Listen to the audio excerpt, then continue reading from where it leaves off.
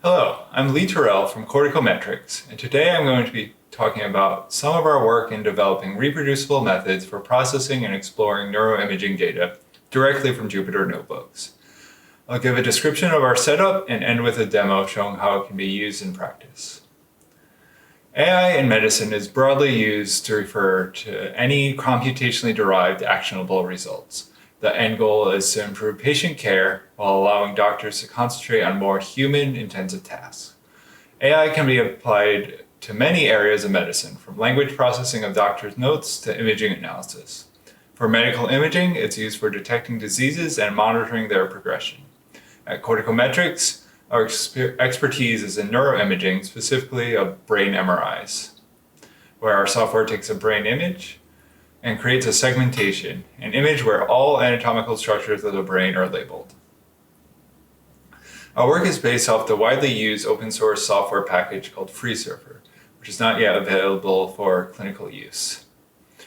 Our software is used to quantify volumes and thicknesses of different brain regions, allowing fine-scale detection of patients' brain changes over time.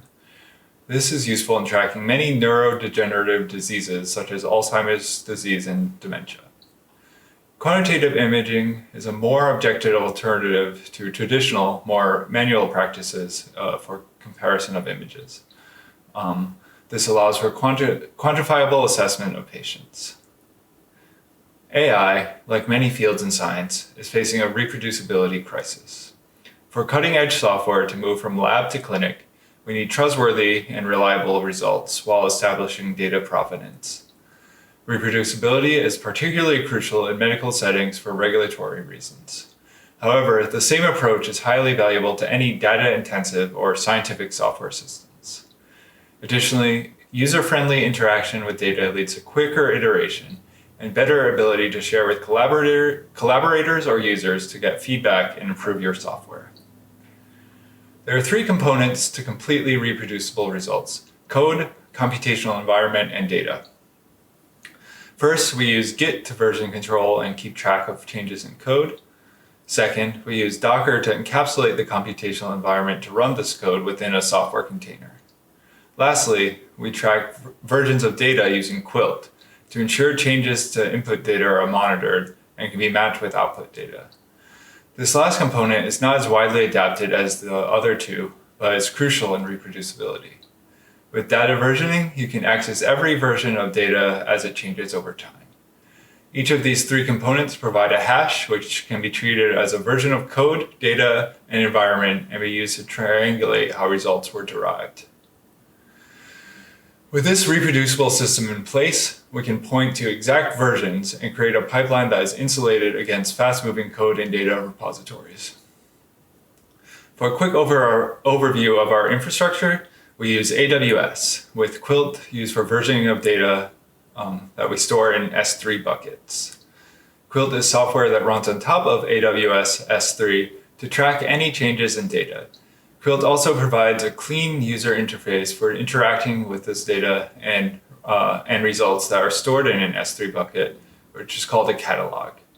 For data processing, we use AWS Batch to launch Docker containers and run large datasets in parallel. After our processing is complete, we run another Quilt command to capture the outputs and match them to the exact input data version. One dataset may consist of up to thousands of images, which need to be inspected for quality and also used for further analysis such as interpatient or longitudinal comparisons. We use the Jupyter ecosystem to interact directly with the data stored on the cloud. We can then keep the large amounts of data in its main data store and bring the IDE and data visualization tools directly to the data source. To share summaries and collaborate with others, we use Quilt catalogs to provide a landing page and overview of data, complete with documentation that exactly matches the version that was used to create them. Additionally, for more computationally intensive results, we use Voila to create interactive dashboards. Our combined use of Quilt and Voila allows non-technical users, such as clinicians, to view results without any Python knowledge. They just need a web browser. With large data sets, it may not be possible to thoroughly inspect every medical imaging result. To get around this, we use Altair visualization, the Altair visualization library for visual pattern mining. This allows us to create interactive plots that make it easy to look for anomalies to be targeted for further inspection. Additionally, we're able to inspect results at both an individual and group level. We can mix tabular results summarizing images with the actual images themselves. Within these plots, we also include a preview of the brain image segmentation. We use Nylearn to create a 3D brain viewer directly rendered in Jupyter, which is also directly linked to the plots. While these are useful, they have to be created in advance. Loading in the raw data and creating the viewer takes around 20 to 30 seconds, so it can't be done on the fly. Finally, some features of traditional medical imaging viewers, such as contrast and opacity adjustment, zooming and panning, and annotation creation, are missing in this Jupyter-based image viewer. To summarize, we're hoping to establish best practices to ensure versioning is used for all parts of processing: code, compute, and data. We'd also like to emphasize more rigorous data versioning for publication, along with documentation that matches specific versions to ensure other users can reproduce your results and find value in the data you share. With the system described here, this works hand in hand with the practice of leaving your large data sets where they are and using a web browser with Jupyter and other tools to interact with it. All this is available now on GitHub, along with some deeper descriptions of the software packages we use and how we ended up using them, with comparisons of other similar tools. Your infrastructure needs may be different than ours, but there's examples of what we learned in the process that may help in other situations.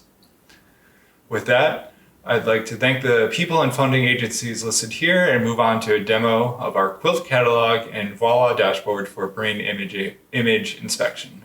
Welcome to the demo of our brain image segmentation dashboard.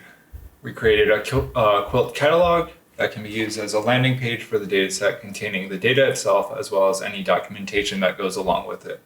Catalogs can be hosted locally with a command line tool for development, and also in production hosted on AWS infrastructure. There are user management tools to share access to the catalog with users and collaborators. So you can get other people to look at it more easily. We can see that it's hosted on the S3 bucket that we pointed to, and that our README containing documentation is rendered. If we wanted to look through the data set, we can see that JPEG images from the data are loaded directly in the browser, as well as any notebooks that we store there to give a preview of the analysis we did.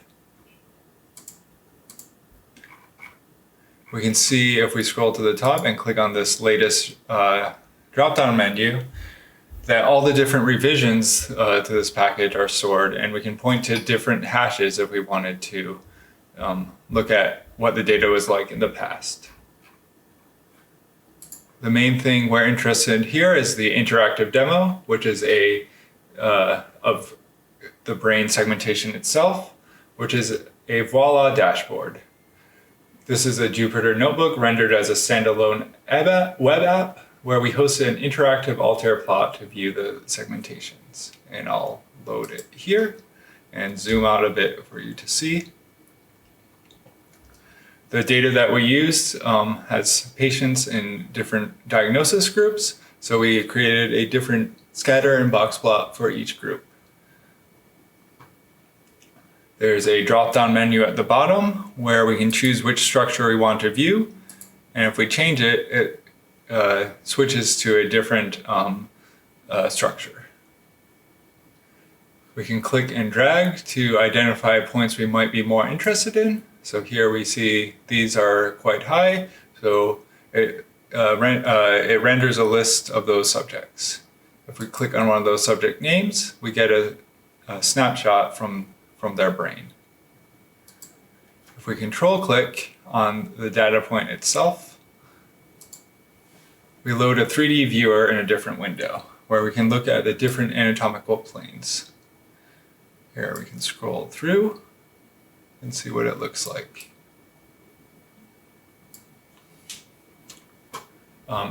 This gives us a great quick way to QC quality control the data from that subject.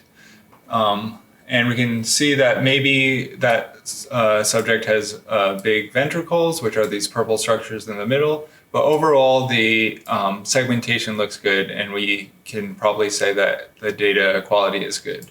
If we wanted to inspect this in more detail, we can keep track of the subject name and download the data and look at it in a more traditional viewer, which gives us more options like windowing, panning, and zooming. We're hoping to expand on this dashboard and provide other tools such as analyzing between different groups or looking at other metrics besides just the volumes of the structures. The code is all on GitHub, so feel free to experiment on your own and play around with the interactive dashboard that we have posted. Thank you.